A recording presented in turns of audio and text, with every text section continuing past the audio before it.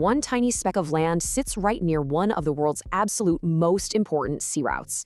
It barely even registers on a standard global map. Yet, this single, quiet location is practically dictating the future of global power in Asia. So why does its location actually matter so much? Well, let's dive into this explainer and unravel the real mystery behind this hidden island. Now, you might be wondering, why on earth does everyone want a piece of this island? To really understand that, we first have to zoom way out. We need to look at the staggering scale of the ocean highway it's sitting next to. You know, empires rise and fall based on who controls the sea. And today, well, one passage pretty much outranks them all. Check out this number: 82,000. That is the actual number of vessels that transit through this specific, super narrow stretch of water every single year. It's literally a relentless, endless conveyor belt of cargo just moving day and night. And obviously, those ships aren't empty. They're carrying a massive $3.5 trillion worth of cargo. We're talking electronics, raw materials, basically the entire lifeblood of global supply chains. If this lane suddenly closed, the global economy would face an immediate, absolutely devastating shock. But here is the truly mind-bending statistic. Up to 80% of China's crude oil imports actually have to pass through this exact spot.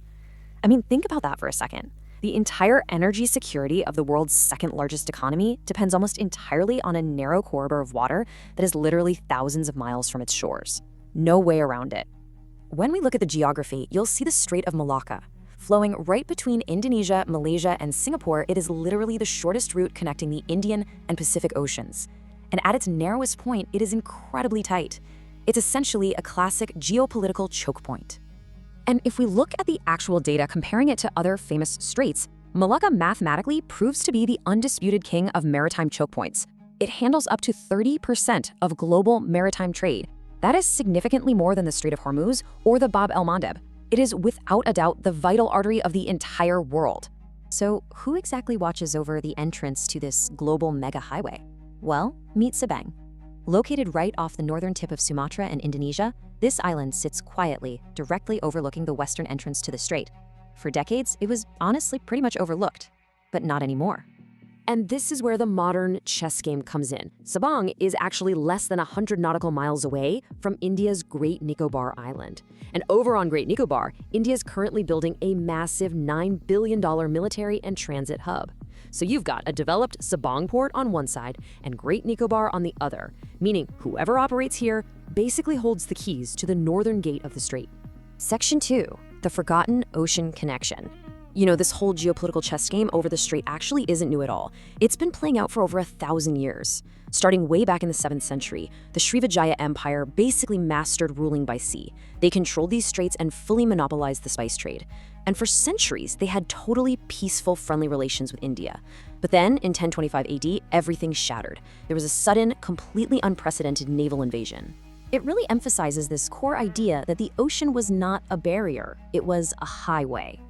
Long before modern container ships ever existed, ancient civilizations, major religions, and massive trade guilds were intimately connected right across the Bay of Bengal. The water brought everyone together, but of course, it also brought immense wealth, and naturally, the fierce desire to control it.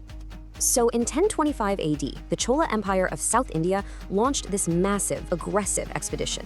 Emperor Rajendra I dispatched a huge naval fleet right across the Bay of Bengal. They systematically attacked and sacked 14 key port cities of Srivijaya and even captured their king. It was just a staggering projection of sheer power that permanently broke the monopoly over these vital straits. Now, why exactly did the Cholas attack? Well, historians kind of debate two main motives here. First is commercial dominance. Srivijaya might have actually been blocking South Indian merchants from reaching Chinese markets, so the Cholas could have just attacked to protect their lucrative supply chains. But motive two is Digvijaya, which is the ancient ambition of world conquest. It's entirely possible Emperor Rajendra simply wanted to add unparalleled prestige to his crown and project supreme power across the seas. Section 3, the New Asian Game. Fast forward to today, and, well, the ships are made of steel now, but that strategic hunger is exactly the same. Modern superpowers are looking at Sabang and the Strait of Malacca with the exact same intent. On one side, we have the Malacca Dilemma, which is China's deep anxiety that their entire energy supply chain could be easily cut off at this narrow choke point. But on the other side, we have the Sabang Partnership. That's India and Indonesia actually joining forces to develop a deep water port right at the mouth of that very same strait. Let's break down the actual facts of this new strategic pact, because it's definitely not just a dock. We're talking about the joint development of Sabang to eventually host all classes of naval vessels, even submarines. Plus, Indonesia is now procuring advanced Indian missiles like the BrahMos. They're cooperating on critical minerals like nickel and rare earths, and basically enhancing their entire regional maritime interoperability. Military analysts actually look at this and call it a strategic squeeze. Think about it. India builds a $9 billion facility on Great Nicobar and then partners to develop Sabang right on the Indonesian side. The result? India effectively places its influence on both flanks of China's absolute most critical maritime choke point.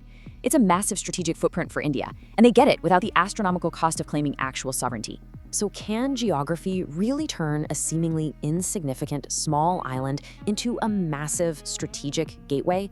Well, as we've seen throughout this explainer, the data and the history point to an absolute yes. A tiny speck of land like Sabang genuinely holds the power to dictate the energy security and the entire trade flow of the world's largest economies. Which really brings us to our final, powerful takeaway.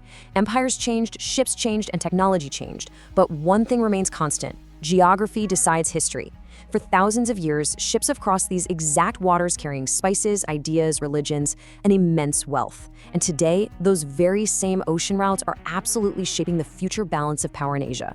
Thanks for checking out this explainer, and I'll catch you in the next one.